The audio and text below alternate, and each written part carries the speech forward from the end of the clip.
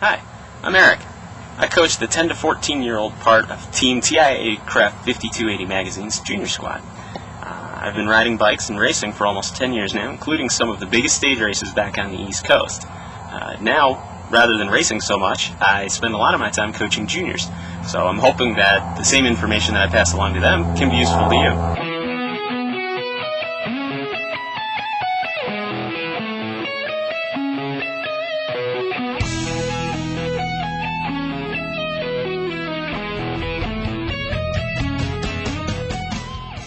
When racing, whether in the junior fields or in the adults, knowing how to corner adequately is absolutely critical. Knowing how to choose the right line, knowing how to handle your bikes, these are integral parts of what it takes to really race your bike. And there's really not that many parts that make it up. Essentially, the first part is picking a line, and ideally in a standard turn, you are going from the outside of a turn, you're cutting in through the apex, and exiting out on the other side.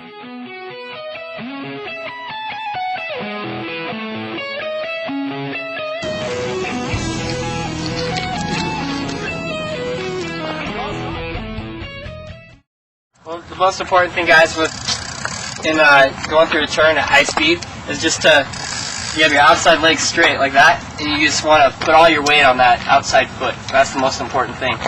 And if you get kind of scared or whatever in the turn because you think you're going too fast, just think about putting more weight on that downhill or on that outside foot. And that'll make your tires just stick to the ground, and you won't have anything to worry about. So just instead of, if you get scared you're going too fast, instead of kind of freaking out and coming upright, just really focus on putting your weight on that outside foot. Could you go too far over and then just fall? You'd have to do it pretty hard. See, yeah, the more you put your weight on that foot, the tighter it's going to make your turn.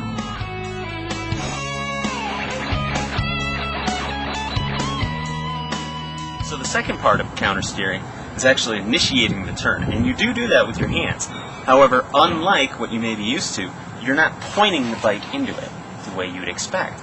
Assuming we're going to continue with our left-hand turn, we weight our leg, and we then take our left hand, your inside, and you actually push down on the handlebars. And the idea is you actually point away from where you're turning. So in this case, I'm pointing to the right. And what happens is the bike itself actually then drops in, and using your legs and holding the pressure on the bike on the inside, you force it into the turn. And you'll feel it when you start doing it. The bike basically falls into a slot and just corners really, really well. It feels like it's on rails.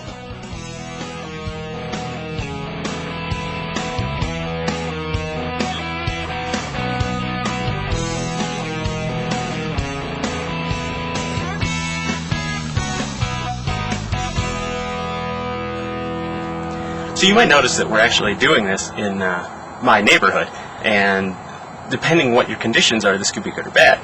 One thing you want to look for whenever you're practicing technique, especially when you talk about turns and high-speed riding, is you want to make sure you're in a safe area. You don't want lots of traffic. You want to be able to see if there's any traffic coming. The last thing you want to deal with is cars.